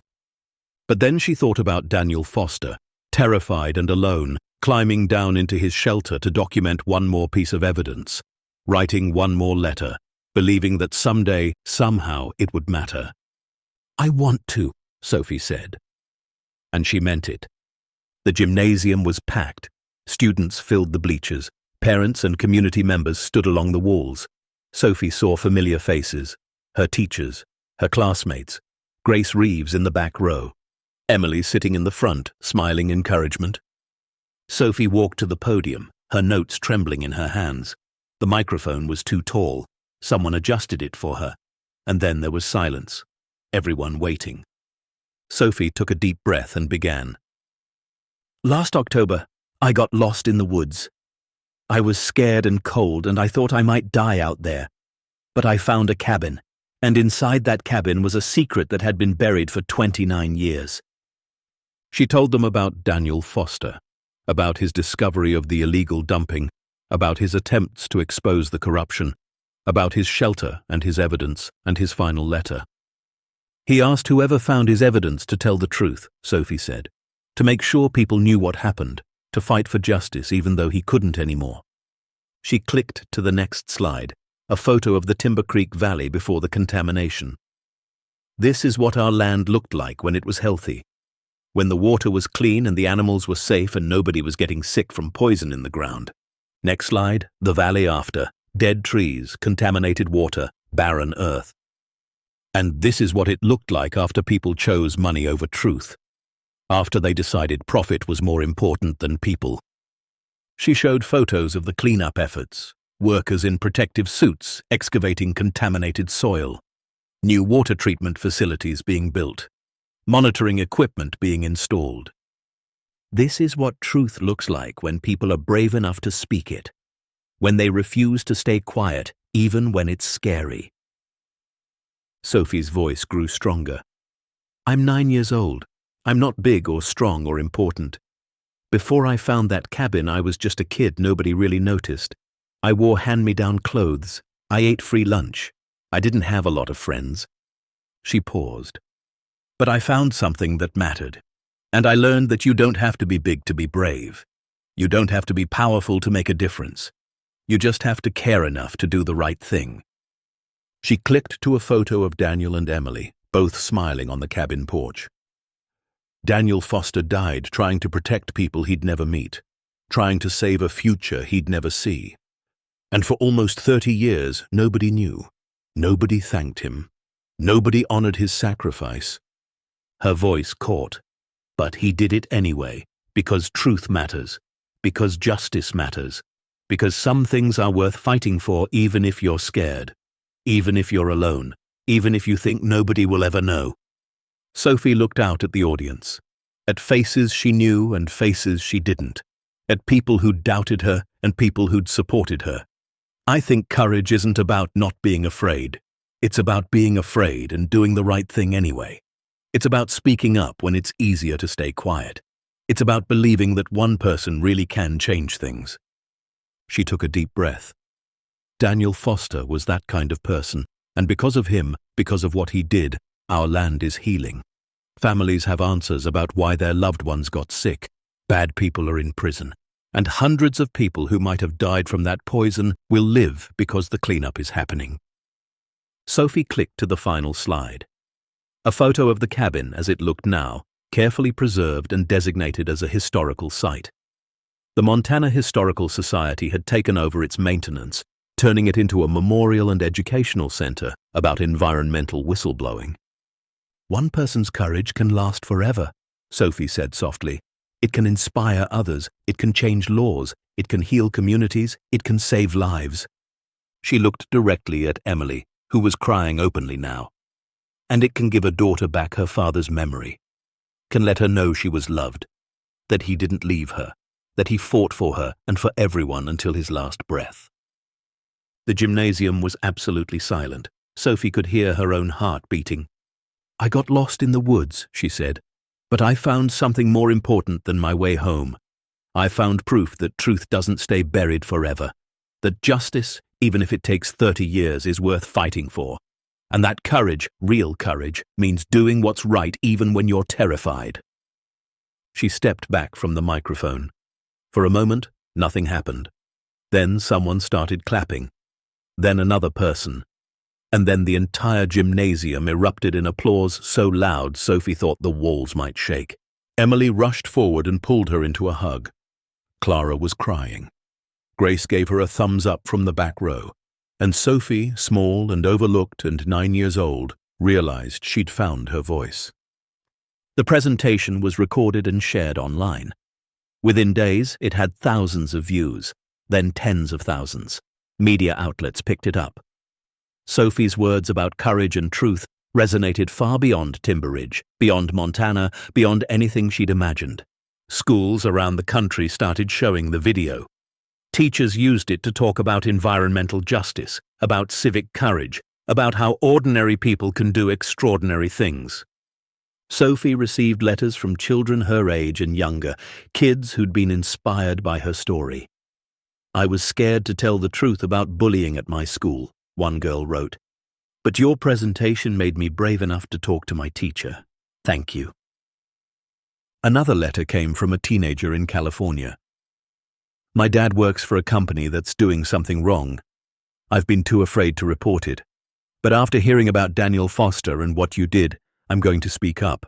Some things are more important than being scared.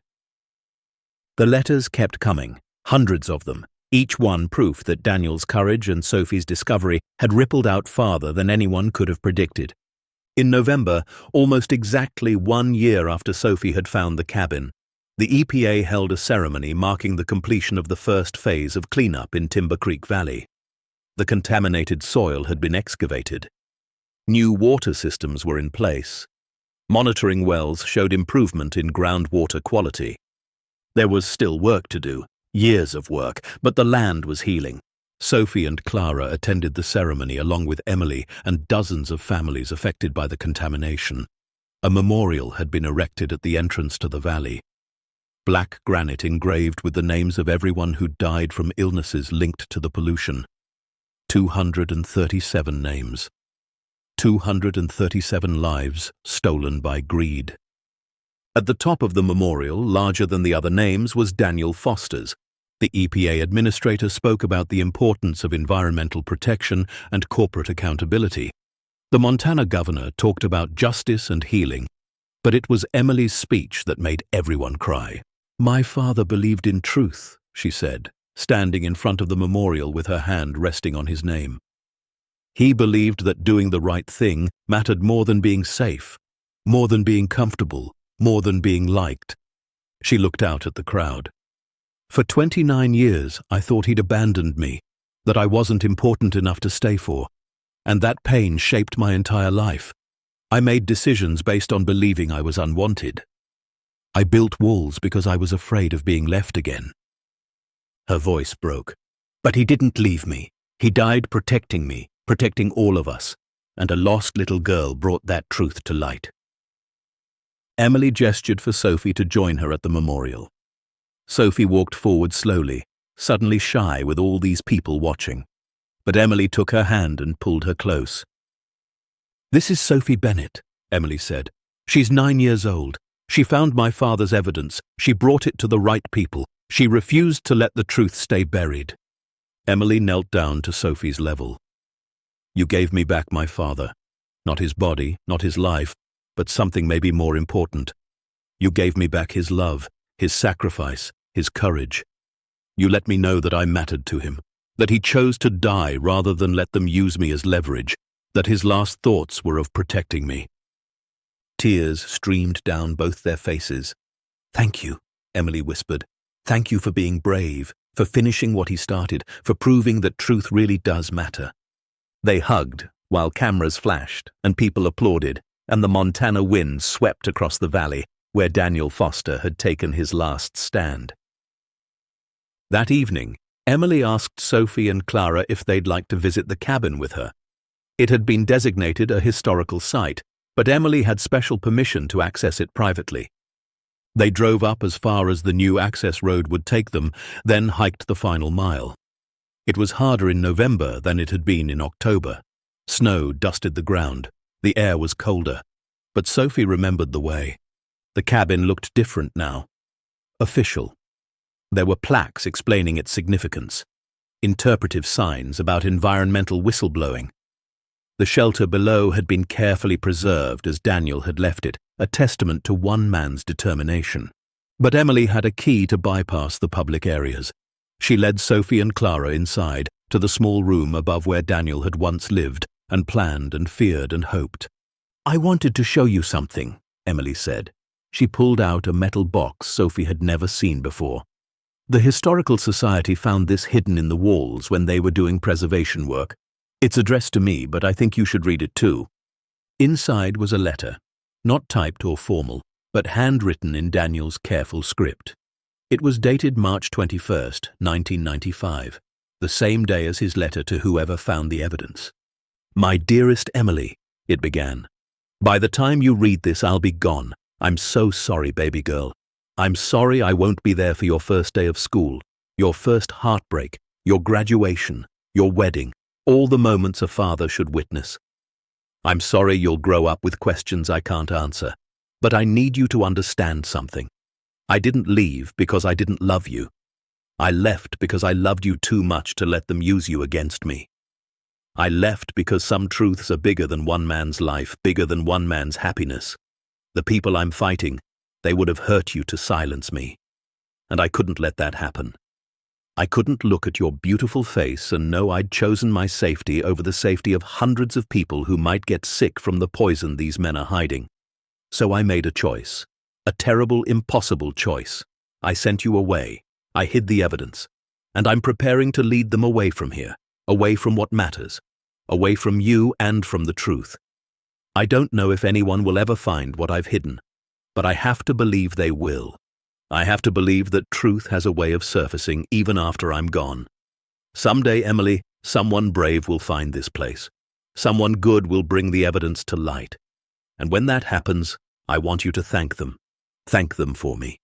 Thank them for having the courage I wish I'd had sooner. Thank them for proving that standing up for what's right, even when you're terrified, even when you're alone, even when it costs you everything, that it matters. You matter to me more than anything in this world. You are my heart walking around outside my body. And I'm giving up my life to protect yours and to protect the future you deserve. One where the water is clean and the powerful can't poison the powerless without consequence. I love you, Emily. Always and forever. No matter what they tell you, no matter how long I'm gone, please remember that. Your father, who loved you enough to die protecting you. Emily's hands shook as she finished reading aloud. Sophie was crying so hard she could barely see. Even Clara had tears streaming down her weathered face. He knew, Emily whispered. He knew someone would find it, knew someone would finish what he started. She looked at Sophie. He knew someone like you existed, someone brave enough to care. They sat together in that small cabin as darkness fell outside. 3 generations of women, 3 different lives, connected by one man's courage and one girl's discovery. "What will you do now?" Sophie asked Emily as they prepared to leave. "Now that the cleanup started and the trials are over?" Emily smiled. "Keep fighting. The Foundation has identified 12 other sites around Montana where we suspect illegal dumping. We're going to investigate every single one. We're going to make sure what happened here never happens again." She looked at Sophie. "And I'm going to make sure your story gets told, because you showed people that courage doesn't require power or money or age. It just requires caring enough to do what's right." Over the next year, Sophie's life continued to transform in ways she never could have imagined. The Daniel Foster Environmental Justice Foundation created a scholarship program, and Sophie was named its first recipient. When she graduated from high school in 8 years, her college education would be fully funded. Grace Reeves became a regular presence in their lives, often stopping by to check on them and to share updates on other environmental cases the Montana Attorney General's office was pursuing. She told Sophie she'd inspired her to fight harder, to believe more deeply in the power of individual courage. The cabin in the woods became a destination. School groups visited on field trips. Environmental activists made pilgrimages. Families affected by the contamination came to pay their respects. And the story, Daniel's story and Sophie's story, spread far beyond Montana. But for Sophie, the most meaningful changes were quieter. She was no longer invisible at school, no longer the kid nobody noticed. She had friends now, real friends who valued her for her bravery and her kindness. Her relationship with Clara deepened too. The fear and struggle that had defined their lives eased somewhat. The scholarship meant Clara could finally quit one of her jobs. They had time together now. Time for dinners that didn't come from a box. Time for homework help and movie nights and conversations about dreams instead of just survival. And Sophie's dreams had grown. She wanted to be an environmental scientist now, wanted to study contamination and cleanup, wanted to help communities the way Grace and Margaret had helped Timber Ridge, wanted to be the kind of person Daniel Foster had been, someone who saw wrong and couldn't look away. On the first anniversary of finding the cabin, Sophie returned to the memorial in Timber Creek Valley alone. Well, not quite alone. Emily had offered to come, but Sophie had asked for time by herself. She stood in front of the black granite with its 237 names and placed her hand on Daniel's. "Thank you," she whispered. "Thank you for being brave, for believing someone would find what you hid, for trusting that truth matters." The wind swept across the valley, and Sophie imagined she could hear an answer in its voice. A father's love for a daughter, a man's hope for justice, a belief that one person really could change the world. She'd been lost in the woods, terrified and alone, but she'd found her way to something bigger than herself, and in doing so, she'd discovered her own strength. Sophie Bennett was 9 years old. She wore second-hand clothes and ate free lunch and lived in a small trailer on the edge of a forgotten town. But she'd exposed decades of corruption. She'd helped heal poisoned land. She'd given a daughter back her father's memory. She'd inspired thousands of people to speak up, to care, to believe in truth. Anyone can change the world if they're brave enough to tell the truth when everyone else stays silent. Because courage isn't about size or strength or power. It's about seeing what's right and doing it anyway. It's about believing that one voice, even a small one, can echo forever. As the sun set over the healing valley, casting long shadows across the memorial stones, Sophie realized something profound. She hadn't just found Daniel Foster's evidence in that underground shelter. She'd found herself, found her purpose, found her voice. The lost little girl who stumbled into a hidden cabin had become the young woman who would spend her life fighting for truth, inspired by a father she'd never met and carrying forward a legacy of courage that would outlive them all. Because some discoveries change more than circumstances. They change who we are. They show us what we're capable of becoming. And they remind us that in the darkest moments, when we feel most alone and most afraid, that's when our choices matter most. Sophie had chosen courage, chosen truth, chosen to finish what Daniel Foster started. And the world would never be quite the same. The end. Up next, 2 more powerful stories are waiting for you. Click to keep discovering truth with us. And don't forget to hit subscribe if you believe the smallest voices can carry the most important messages.